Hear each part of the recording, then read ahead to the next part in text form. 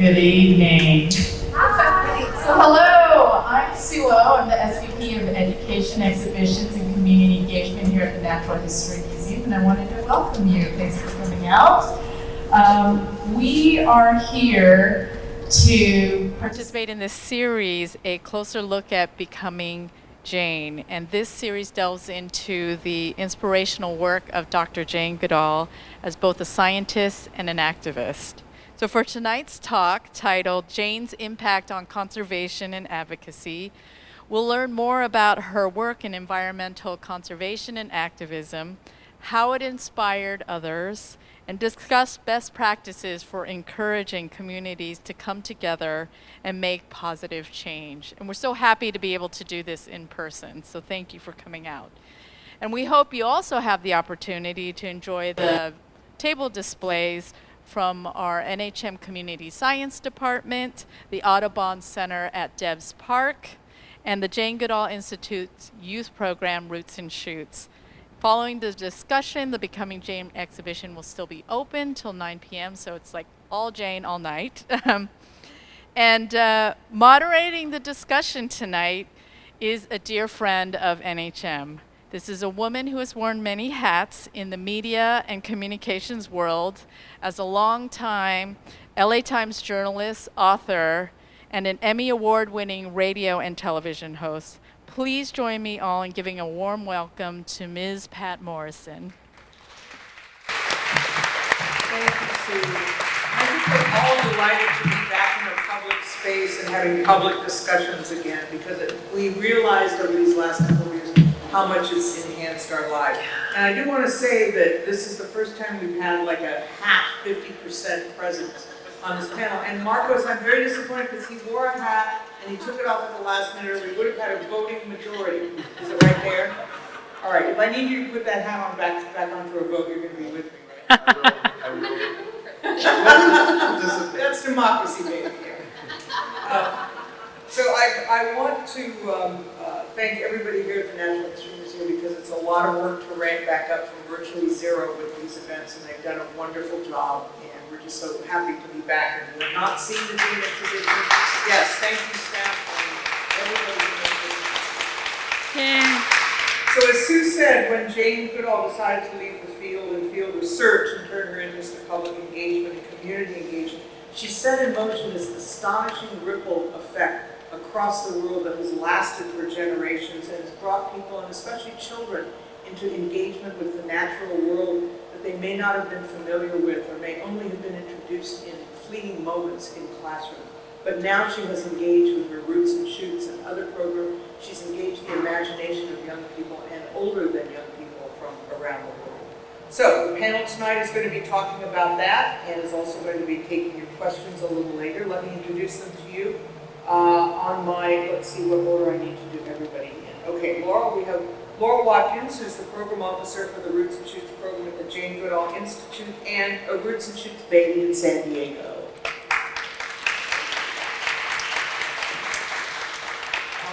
Trinidad is director of the Audubon Center at Debs Park, and when we did our Zoom discussion earlier this month, he was sitting there with his binoculars right by his computer, ready to look for Townsend warblers. So this man does not mess around. Marcos, thank you. And Lila Higgins, my hat comrade there, is the Natural History Museum Senior Manager of Community Science, and I think co-author of the fabulous book, Wild LA. Is it in the bookstore? Of course. I don't think the bookstore's open, but yes. It is so great. I mean, if you see something and you think, what is that? She can tell you what it is in her book. It's just fantastic to be able to explore LA that way. Thank you. And we have a remote special guest who will appear on the monitor in a moment. Hello, everyone. I'm Jane Goodall, and I'm so delighted that the Natural History Museum of Los Angeles County is presenting the West Coast premiere of Becoming Jane, the evolution of Dr. Jane Goodall. That's me. This exhibition was produced in partnership with the National Geographic Society and the Jane Goodall Institute. I've spent a good deal of time over the years in the Los Angeles area and I've got many friends among the very diverse population. And I've got to know some of the rich biodiversity of the area. It's a wonderful place to encourage people, young and old alike, to learn about urban nature research and ways to move towards a sustainable way of life. I've been really fortunate in my life. I had a wonderful and supportive family. I knew from age 10 that I wanted to go and live with wild animals in Africa and write books about them. And on my journey through life, I've met so many amazing people who've helped me. And all of this has been made clear in this exhibition. I truly hope it will inspire young people to follow their dreams. And I hope that people leave realizing that every single one of us matters. Every single one of us has a role to play. And every single one of us makes a difference every single day. The exhibition explains the various ways that you can help to protect the natural world, of which we are a part and on which we depend, even if we live in the middle of a city. This is why bringing nature into urban environments is so important and so well illustrated in Los Angeles. Finally, I want to say a great big thank you to all those donors and sponsors who, along with the Museum Board of Trustees, members, fellows and staff, have made it possible to bring this exhibition to you. I truly hope to be able to visit it myself sometime in the coming months. Thank you. Yeah, give it up for Jane. I get all verklempt with that because she's so devoted her life to the research and then telling people what the research means and what she's learned about it and our impact on the world. Not in a hectoring kind of way, not from the top down, but really from the bottom up, from young people, from the classroom on out. So we're going to find out today about her impact. Last time we talked about the scientific impact of her work. Now we're talking about her reach and changing our attitudes about the natural world. So let's start with Lila down at the end and see, how was it that she influenced you, Lila? So I grew up in England, and as a young girl who was interested in nature and the out of doors and science, it was really amazing to see not just David Attenborough on television. I don't know if anyone's a David Attenborough fan in the audience, but getting to see a woman who was doing science, a white woman like me, I was like, I can see myself in that work because of her. And I had like male science teachers, literally all male science teachers. And then so getting to see a woman doing science was a really big deal for me. And when I went into the Jane exhibit for the first time and getting to hear about how she went to bed with worms, I used to pretend to be a badger, like in a hollow tree and like crawl around there. And I probably had spiders in my head. So I probably like went to bed with spiders in my hair from being a badger in the underground hollow tree. And so that really affected me a lot. And how do you see, as you work here at the museum, that trickle-down effect or the ripple effect of Jane's work and her message? I could almost call it a ministry, I suppose. Yeah, I mean, there are a lot more women in the sciences now, and I think to me, it goes back to like that representation matters. So like me as a young white girl needed to see like a woman doing that. But I know that like Marcos, like maybe a woman wouldn't have been the same like representation for you. And I know like other people in my office are like getting to see black and brown folks doing this work. It's like that representation really matters. And for Marcos, her message is across color, class, income, etc. Is there a particular effect that she had on you, and at what point in your life did she make a difference? Thank you. Yeah, I did not see myself in Jane, but one thing that I was able to resonate with is this community-driven idea of looking at conservation. And I think for me, working with an organization as big as Audubon, as successful as Audubon and also as white as Audubon, I didn't see myself in a lot of my coworkers, and I still don't today.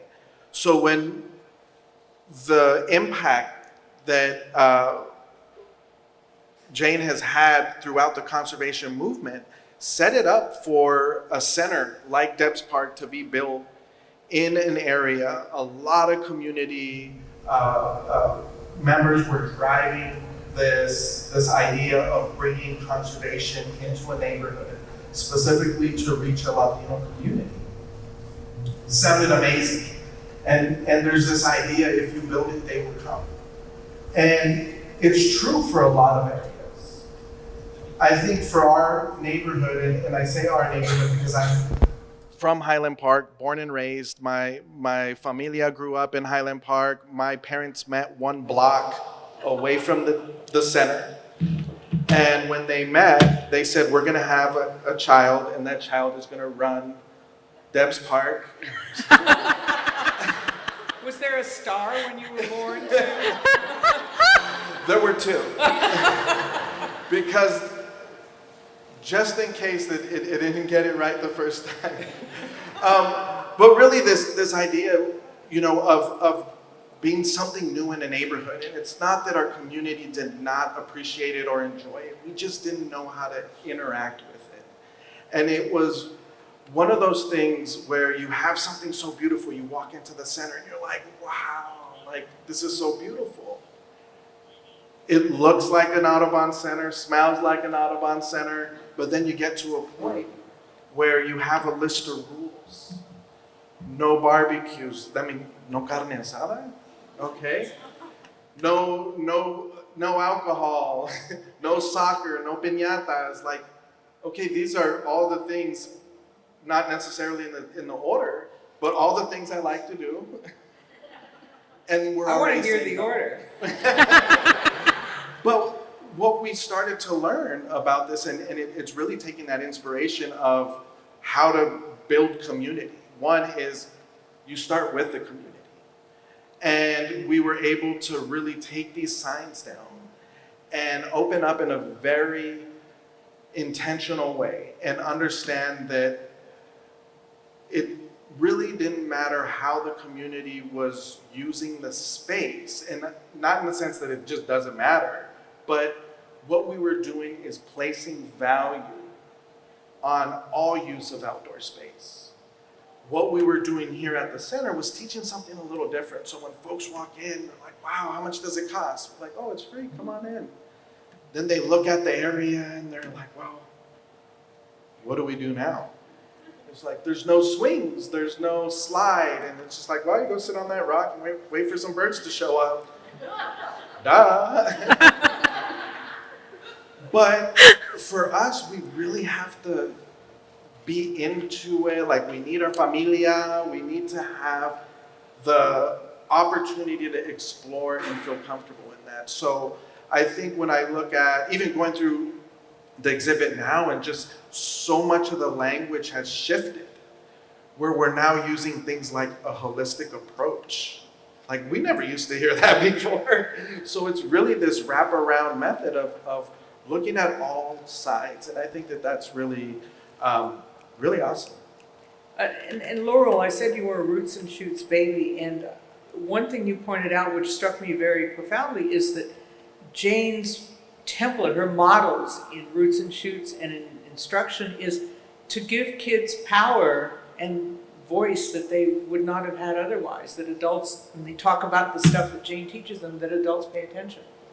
Yeah, I've said it, it was in my introduction. I joined Roots and Shoots when I was a very young person. I was 8, and it was the first time that really adults were taking my ideas seriously. Even the ideas that weren't that great, they weren't all winners, but it was the first time that an adult would really sit down and talk through those ideas with me and help me think critically about how I wanted to make a difference in my community, instead of kind of writing that off. And then even further, when I got involved with Roots and Shoots more, the number of resources and support that were available to help me make my projects, you know, a reality and come to fruition. And I think that's really what kept me in the program for so long, was I felt empowered for the first time. And that's, I think, something missing for a lot of young people. What are some of the models and templates that she uses? Because one obstacle to getting people to take part is that they think, oh God, if I sign up, then I'm going to have to go to meetings every week, and there's going to be endless emails, and even if I don't have to pay a membership fee. So how do you engage people without making them feel like they're tied up and tied down and obligated? Well, you know, if you want to do community organizing, there are probably going to be some meetings, unfortunately. But I think the biggest thing that we emphasize is letting the young people dictate the projects that they want to do. And that's the biggest thing. If someone's passionate about the work, it kind of doesn't feel as much like work anymore, and you're naturally motivated to do it. So our biggest push is to not be prescriptive and to give people tools. And one of my favorite tools is community mapping, because it can be changed based on the age of the person, to anything from drawing a map of your community with colored pencils and stickers. That is still my favorite approach, all the way up to using Google Maps and Esri if people are wanting to work on a STEM-related project, and getting to see what's in their community and what's not in their community, if there are things that are missing that they deserve, if there are things that they wish they wouldn't have to see all the time. And that, to me, is just such a great entry point into understanding what that young person is really passionate about and what it is that they want to change. And then at that point, when you've got the energy and the passion, it doesn't feel like work anymore. Marcos, we live in a very beautiful place and we see nature all around us, but that doesn't mean that we're engaged with it. We almost treat it like a backdrop in a movie sometimes, that it's not even real. And we may not know enough or know how to ask the questions to answer our own curiosity. You told me about a field trip up in Fort Tejon where a little boy had an epiphany about the natural world. That was Lila. Lila has that story. Oh, I thought that was yours. Well, I'm sure you've got one. Let's let Lila tell hers first, and Marcos can think of one. So yeah, Marcos and I just did a podcast earlier, so like we've told this story twice today. So it was an NHM field trip, and it was all about insects, and we went to Piru Creek. And so we had a group of families there, and we like parked our cars, and then we like trekked out. It was only like a half a mile, so it was a short walk. And then we were in the creek, and there were like frog tadpoles and fish and dragonflies and damselflies, and we had some insect nets and some little vials, and we were teaching the kids how to use the insect net. And during the program, it was close to the end, I was like, okay, I'm gonna gently catch, I caught a damselfly, as they call them, flying neon toothpicks. They're a little bit skinnier than a dragonfly.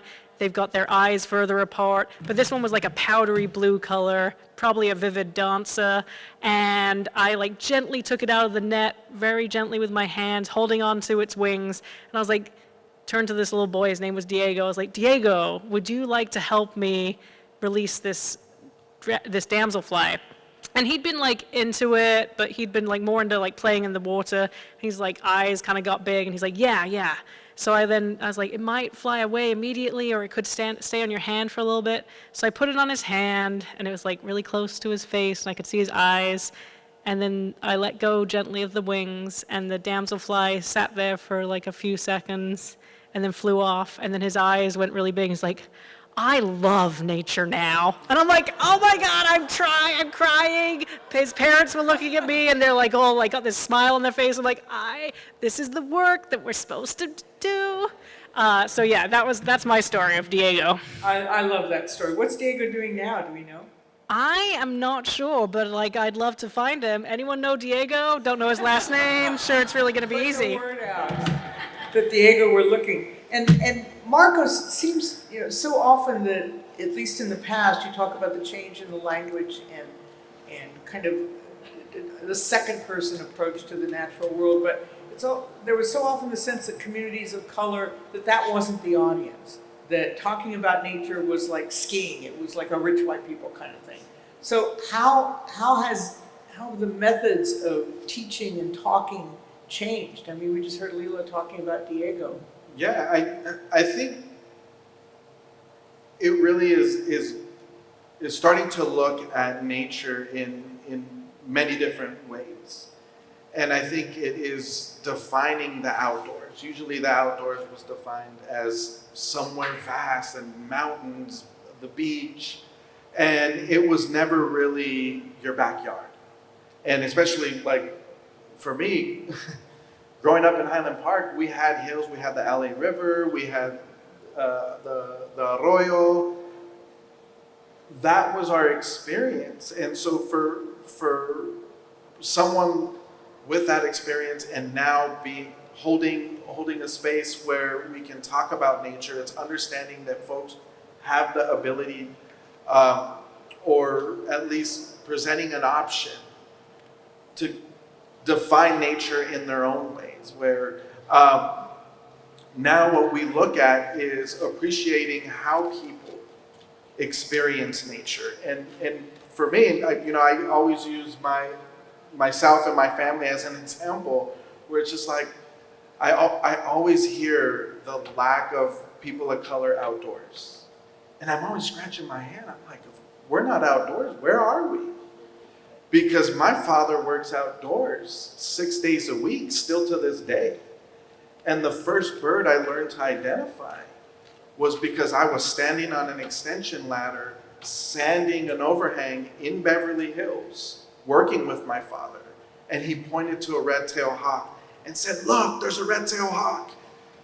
It might be the only bird he knows how to identify, but that excitement and just him being able to teach that is what stayed with me in that sense that we can have this experience in an urban environment when we're open to these experiences. So that's what we're looking at doing at a place like that, or the Audubon Center, is understanding that everyone's coming to us with different experiences. You can be in a space like Debs, or you can be across the street at the park having carne asada, sitting in a chair and looking up at the birds as well. So being able to capture that and really look at what intention we're coming with to present this, and allowing our passion to really come through and not being limited to terms and certain words that we're so used to defining something. Because for so long, and Laurel, I'm sure you've seen this, the idea of nature, a nature documentary was about, wild animals 10,000 miles away that you would never see, that you couldn't relate to the nature that you saw around you, so you didn't even think of what was around you as nature. With Roots and Shoots, how have you seen that connecting kids to the idea of nature as something, as Marcos was saying, something underfoot, something right around them, something right in front of their eyes? Well, it's funny, it actually reminds me of, we were talking about our Jane moments, and there's another Jane story where she disappeared for like a day and her mom was terrified trying to find her. And I always resonated with that story because I got lost in my family's backyard once because I was lying on my stomach under a bush watching a grasshopper because I was fascinated by their knees going, in my mind, the wrong way. So I think part of it is just if you have the space to get outside to do that.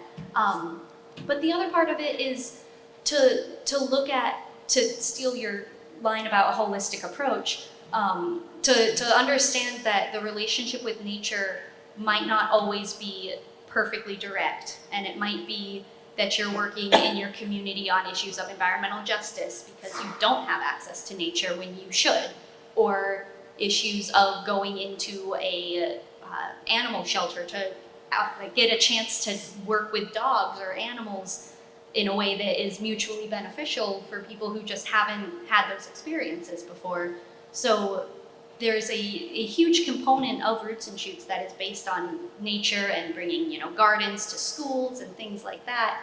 But I think the really important part of it is to recognize that sometimes it's a little more indirect, and that those experiences can be just as profound in taking the this step, and sometimes it's a really small step, but the first step that makes you feel empowered to continue working in the area. And Lila, you may see this too. I mean, it's one thing to go ooh and ah, and whether it's Townsend warblers or the bugs in your backyard, but another thing to step up to the kind of advocacy that Jane has been talking about. I mean, we've got a lot of Roots and Shoots people in the audience. I met Maddie, who's trying to do a project where 250 million pairs of jeans go into landfills every year. And you think what a waste that is of the water and fabric and everything it takes to make them. And so to try to get it reused as insulation for Habitat for Humanity. A lot of it is about awareness, and a lot of it is about being at home and your kid telling you things that a spouse can't get away with. I know my mother would try to tell my father to do stuff, and if he wasn't listening, she'd tell me to do it, and then he would listen to me. So there's an engagement level and an openness at the parental level to kids that you may not see coming from, they're not going to listen to it on the news, they're not going to listen to it from their politicians. How do you see it working at your level, Lila? I think there's some data out there that like what changes dads' minds the most, it's the 11 or 12-year-old daughters can change their dad's opinions the most. I hear knowing laughs in the audience. And so like I run the community science program with an amazing team here at the museum, and we do a lot of programs where we get folks outside in nature using their smartphones or digital cameras to take pictures of plants and animals or mushrooms, because fungi, cool too. It can also be a dead animal, or it could be a track, or it could be some poop, any evidence of life, and then that photograph can become a scientific data point. And once you have like a data point, you can start advocating or asking or like saying, hey, I want to make some change. I've got this data here. Like, why aren't these ladybugs in my backyard? These are native species of ladybug. They're supposed to be here. Maybe they're missing the 9-spotted ladybug. And with that tool and with that, like now all of a sudden, it's not just a photo on your phone, it's a data point, and it gives it a little bit more weight. And so you can actually then use that, and a kid is just as likely to find a rare species in their backyard as an adult is.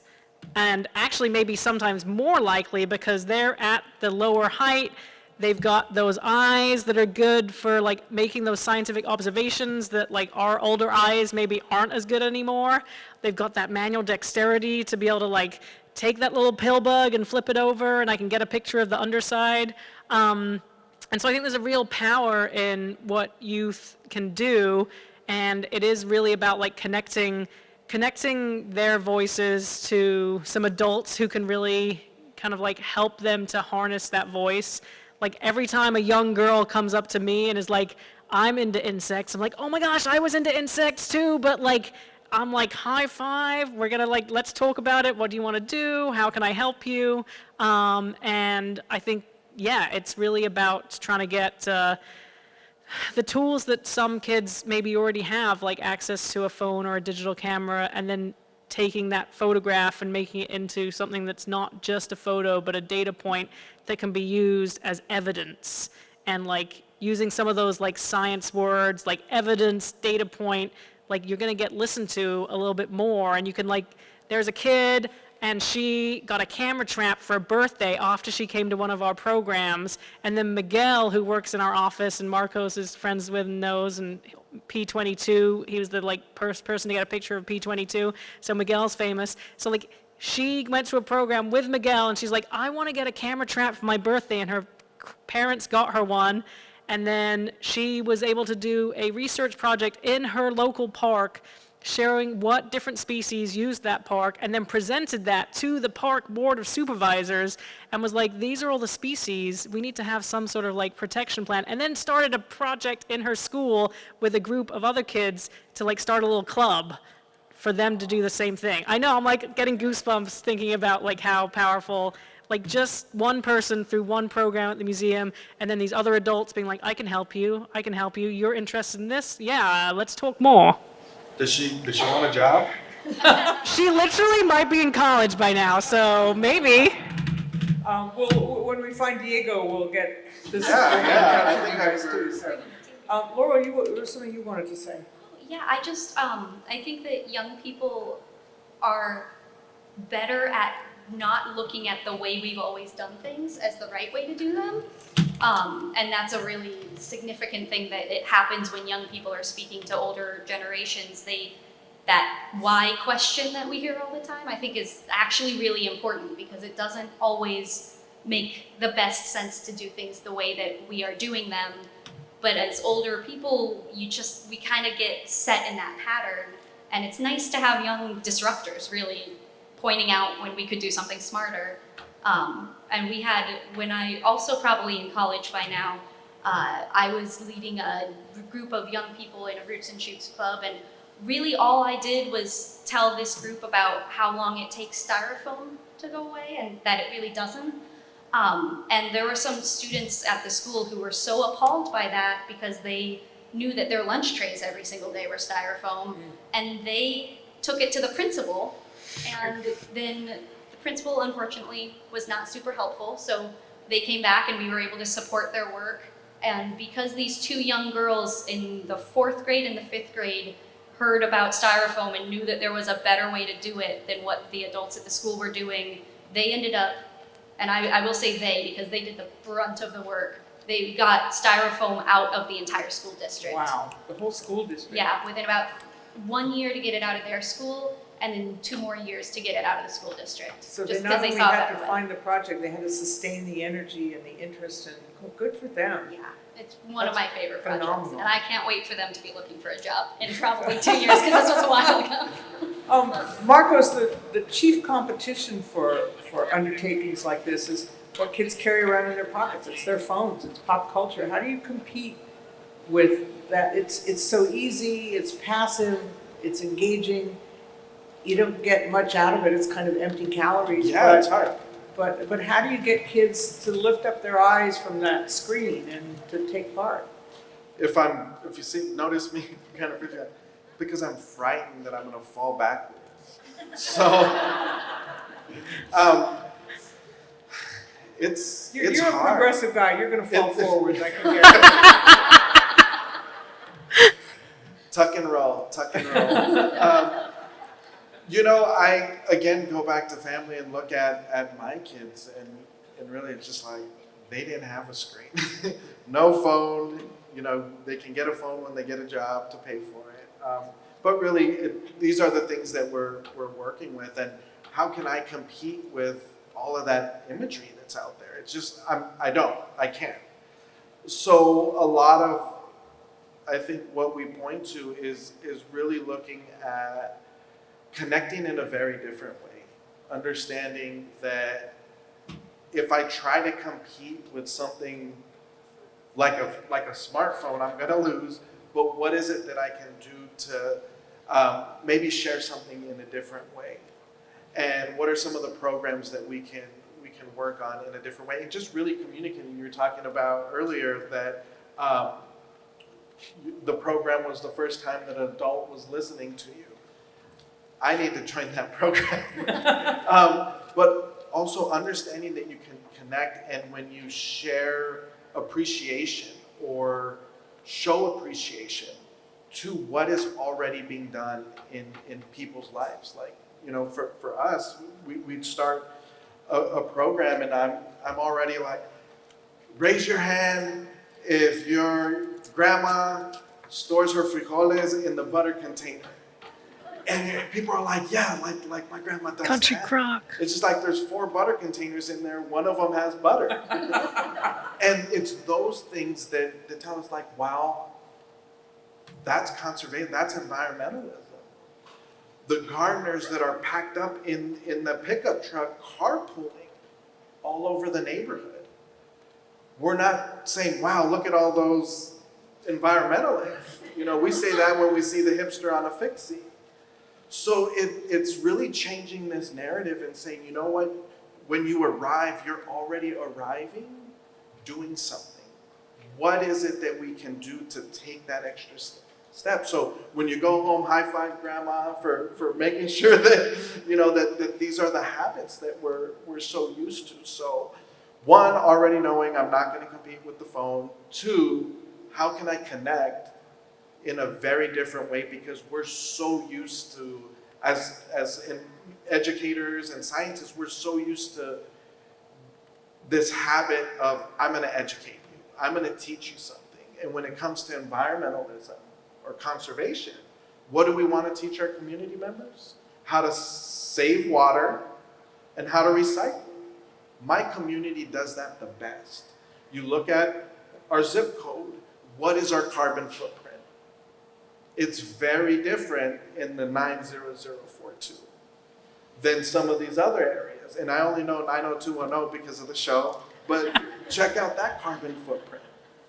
So it's just understanding, you go through these neighborhoods, there's someone that walks and recycles for you. Every morning, if you put recyclables out, they'll come and pick them out. So it's like, how do we get to connect in a very different way? And I think it's really meaningful to people when they're already starting, or they have this understanding that, like, wow, I never thought about these habits like this. So that's one way. I go through my neighbor's trash and resort it.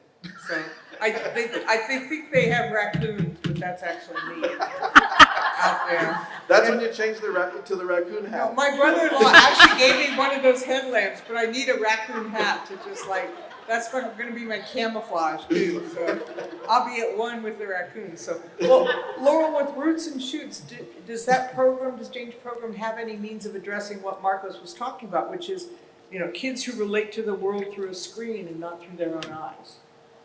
Yeah, we do, but I think really it's very important to emphasize that screen time is only one facet of life these days. So we do have programs that we like to make certain projects accessible completely digitally. That was a really big pivot that COVID brought. We had to pivot really quickly to make everything available online, which I'm sure the museum also felt.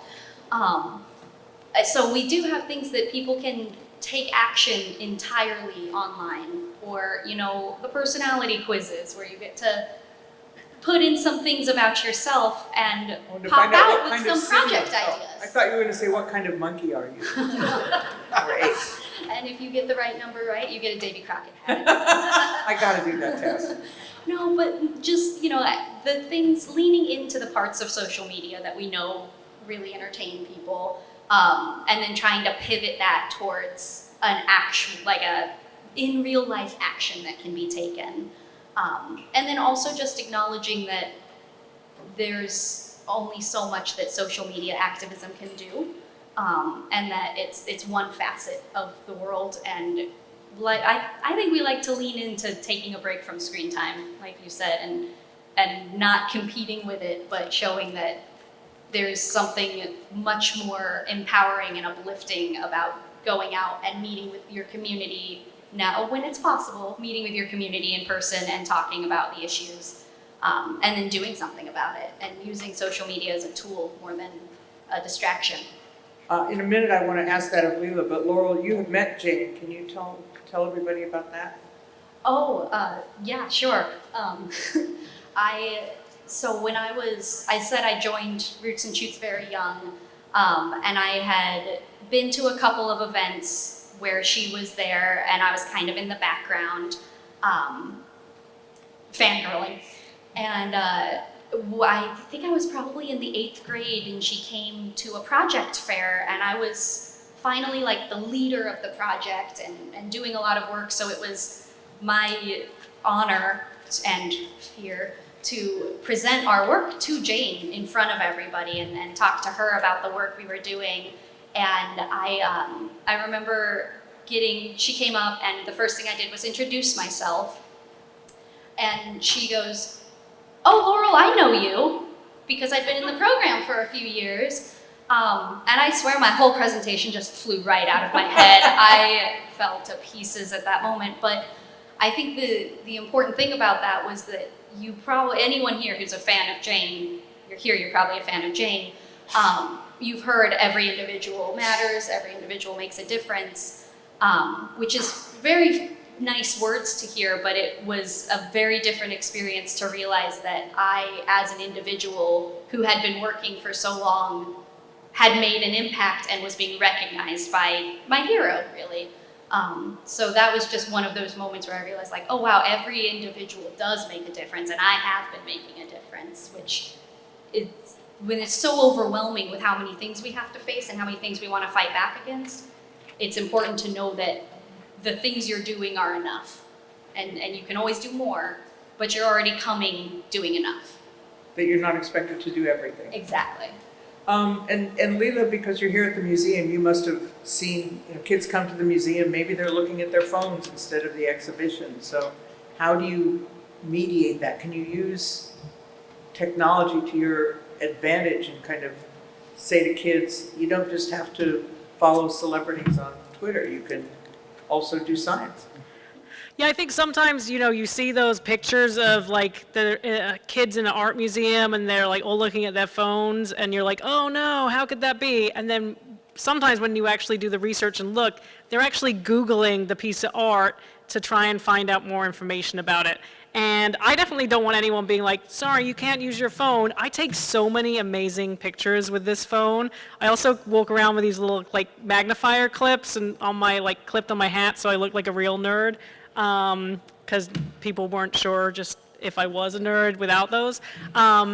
So there's we literally are walking around with this computer in our pocket, and there are things that my colleagues here at the museum, researchers, have never seen before in their life. So for instance, alligator lizards, this is their season for mating right now. And our herpetologist, who just had a baby today, woo, Greg had a baby, there are alligator lizards out there, and he's never seen them mating, not once in his whole career as a herpetologist.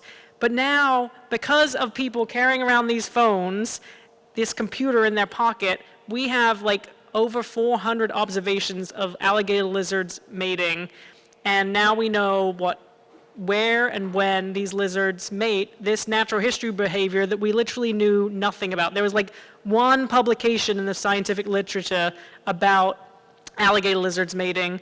I've never seen it happen myself personally. Our herpetologist who spent his whole life devoted to this, never seen it.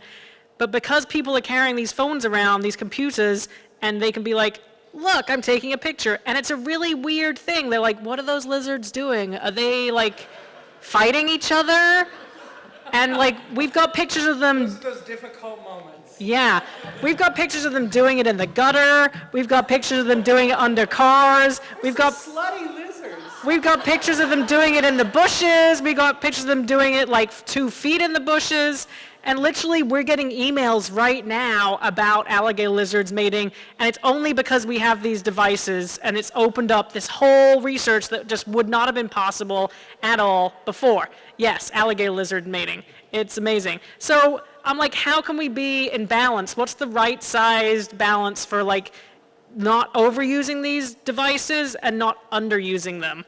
And so yeah, I put a limit on how many hours on the phone I am.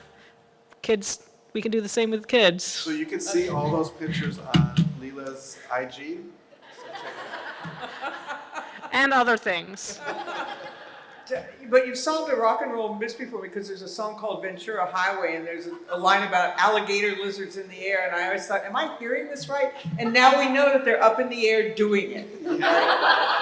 Okay, so before we get to your questions, we're going to show you on the screen some slides that each of the panelists has provided to tell us a little bit more about their work. Let's start with Laurel's.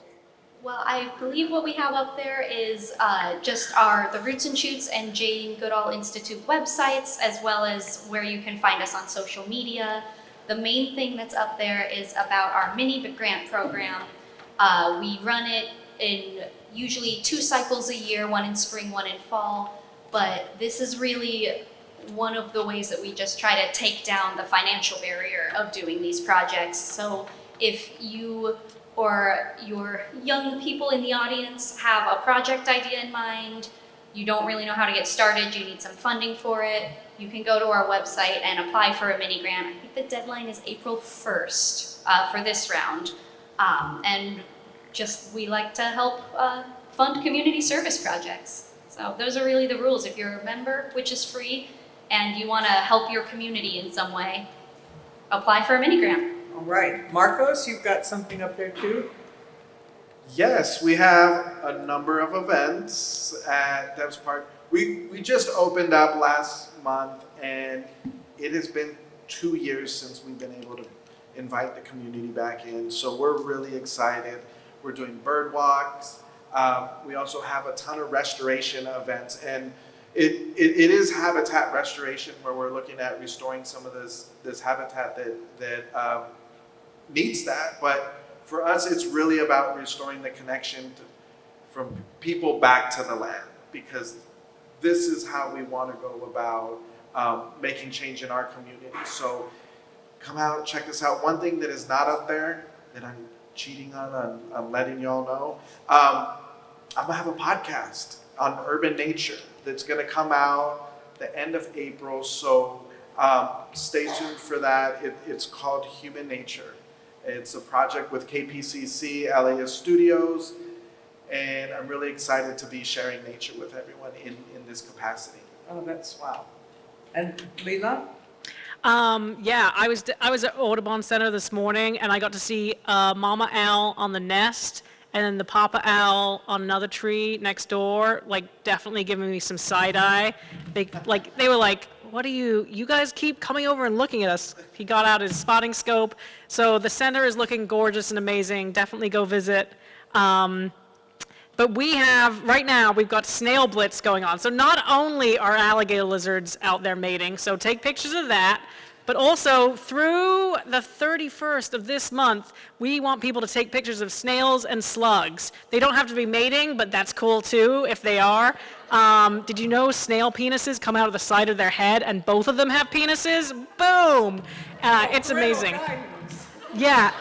Snail and slug sex is literally one of the best things out there to look at. But like any snail, any slug, we want you to take pictures. There are rare species here in Los Angeles. There are species that live here and nowhere else in the entire world, only here. It's like the Galapagos, but for snails. So like take pictures, snails and slugs, upload them to iNaturalist. We'd love that. And then coming up at the end of April is the City Nature Challenge. This is, I think, the 7th year of the City Nature Challenge. It started off in 2016, LA versus San Francisco. Which city can find the most nature? We totally beat San Francisco that first year. We have way better sports teams, better burritos, all the things. But San Francisco's beat us since. But Marcos is like, we are beating them this year. I'm going to make it happen. I'm going to call all my people. So yeah, all you need to do is take pictures of any plant, any mushroom, any evidence of life, upload it to iNaturalist anywhere in the whole of Los Angeles County, and we have over 400 cities around the world doing the exact same thing, from Cape Town, South Africa, here in Los Angeles, New York, London, England, Australia, loads of cities all over the world. People will be out there doing the same thing as you, taking pictures to help us understand what's happening in cities, because if we don't know what biodiversity lives in cities, how can we make any conservation decisions to make sure that they are cared for? And I just want to say, if we're making conservation decisions here in LA, we're on native land, this is Tongva land, like we need to make sure that that's a base level thing. How can we make conservation decisions if we're not engaging with our native communities as well? So. All right, so let's get some questions from you. You want to raise your hand? We'll bring the microphone around. We're going to hold on to the mic so you don't start singing. Come on, you've got some questions. You've been listening all this time. Here's somebody here. Hang on, wait, we need to get the microphone to you so everyone can hear. The City Nature Challenge, do you want only in the city of Los Angeles? It's in the whole county of Los Angeles. There are other cities close by. San Diego takes part. I think San Bernardino County takes part. Orange County takes part. I'm not sure if Ventura County is involved yet, but anywhere in the whole of County of LA works. Another question? Wave your hand so we can, are you putting on glasses? No, you didn't. Okay, you're not raising your hand. Somebody else? Oh, front row here. Hi, I don't have a question, more just commentary. I think about the first time that I learned what conservation and sustainability was, and I was like 7 or 8. And I feel like you feel the whole world on your shoulders. And I was like 7, and it was brand new, and I'm running to my dad, and I'm like, going vegan, and we're not using any more plastic. And by the way, we're doing a Save the Whales campaign this summer. Like freaking out, feeling like the whole weight of saving Earth is on my shoulders. And I just love the idea of reminding children, reminding youth that when they arrive to these spaces, they are arriving older for doing what they can do. I love the idea of like frijoles in the butter. Like I'm thinking, yeah, like so crazy to think about that when you're young, to really shift the focus from, you know, something that's negative and feeling like the whole weight is on your shoulders, to look at the things that you're already doing and how you can keep growing into that. I just loved that idea. Because it already puts power in the hands of kids, saying you're already doing this. Yeah. Somebody else? There we go. No. So, I think my kind of question was, because Jane kind of advocates not only for like conservation, but also people that live in it, and these programs, how, or any suggestions of how, as me, as a community, advocate or a community outreach person, how do I involve those two in cities like here in LA, like if everybody's on their phone or everybody's on the go, so it's really hard to shift that focus into what are we doing for ourselves to support vice versa and like conservation in our backyards or so. To make people feel that nature is not something separate, that it's part of their lives every day. I'm sure you all have to deal with that. Who wants to talk about that? Well, first of all, I think being in community is a really big thing, because we can't do it alone. And I think this idea of individualism and like, I'm the one person that can do this, like to me, I'm like, no, we need to work as a team, we need to work together. And so, you know, I get to like do a lot of work with Marcos, and like we invite each other to each other's events, and like that's community that we've been able to create. And so we've had some programs at the museum. One was called Nature Navigators. It was for like a group of kids, and they came together and like supported each other. And so I think, like, what are the local community-based organizations near you that are doing this work that you can kind of plug into for yourself as an adult, or with the youth and adults together? And like that's, for me, like I do a lot of like anti-racism work, and like I can't do this alone as a white person, so I do it with a group of other white people where we can support each other. And like it helps me so much to be able to be like, I'm not alone, I'm gonna mess up, and I'm going to be in community with other people who are going to help me. And so it feels really supportive. And so what are those groups for you in your neighborhood? Also, you can give the community science office a call. We like are always about trying to like help connect people to support. I'm sure Marcos would be down for that too. Yeah, I'll give you guys a call. You definitely are not alone, just understanding that. But I think what is most important in really taking that step is, it's like getting your own space, what you have the control over, in order, because that is going to be the biggest example of sharing what you're trying to do. And that's something that I had to learn just with my family, with my kids. You know, I was sharing this earlier with someone where, you know, my kids, they just didn't know that they had an option to not go camping, or an option, like, you know, my kids can identify, you know, about 50 birds, probably more now, but, you know, 50 trees, birds, all these things. And it wasn't until they started going to school that they realized that not most adults can't even do that. And so they're like, why do we do this stuff? And it's because we made it a habit in our own household. So I think that is going to be the key. If you want something, we can't premeditate habits. Like, we got to start on it. And when you start doing that, if you wake up early in the morning and you're doing a cleanup, or you go out and do something fun, just a hike, you're going to start seeing other people out doing that stuff too. And you're going to find your people. You're going to find the folks that also enjoy those things, and then that's when you start building together. Again, there's all these organizations around that do that, and I mean, believe me, like, say bird watching, there's nothing more desirable for a bird watcher other than watching birds is talking about watching birds. So Sounds like Fight Club. Except you can talk about it. yeah, you can talk about it. But then it leads to action because you start going to these things and doing these different things. And then there's so many people, like I try to, surround myself by people that just know so much more, because then I can ask all these questions. And then it's really fun, so. And Laurel? I mean, beautifully put already. I would say just quickly, yeah, find the experts, because they're probably nerds who really want to talk about it. Good luck getting out of it at the end. And I would say there's either already something happening in your community, or there are other people feeling that vacuum who want to start something. And the ways to find them have already been articulated, so I'll leave it there. I think we have time for one more question. Is there one more? Right Yeah, there. that one right here. Oh. Here we go. That's all right. We'll hold on to the microphone for you. Isn't there a kind of snake with two penises so it can mate twice? Well, so it's called a hemipenis, and it's like basically like a split thing. So yeah, and I love that you are into the natural history of reptiles and amphibians, and my mind is blown right now. Can we talk afterwards? Thanks for the question. All right. Dragonflies too, right? Dragonflies too?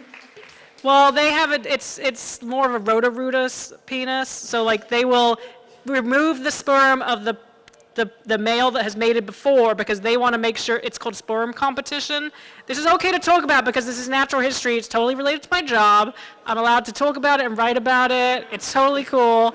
I'm not going to get in trouble. Yeah, so they can remove the sperm of the mate from before, and they have a specially designed penis, or adiagus, which is the special scientific entomological term, to remove the sperm, and then it'd be like, no, it's just mine, and that's going to be like making sure that their DNA is the one that's passed on. Survival of the fittest. All right. So be respectful next time you see one of those out there. So anyway, I want to thank you all for coming. The nature lab is closed, but the Becoming Jane exhibition is open till 9, and it's open until April 17th. So everything you heard tonight should inspire you to come back, to bring your friends, and to talk to your kids, talk to your family members, and look with new eyes at everything going on around you. We think of this as a concrete city, but as you've heard, there's so much going on that we can help to record and share and document in order to keep it going on all around us. Thanks, everybody. Please thank the panel.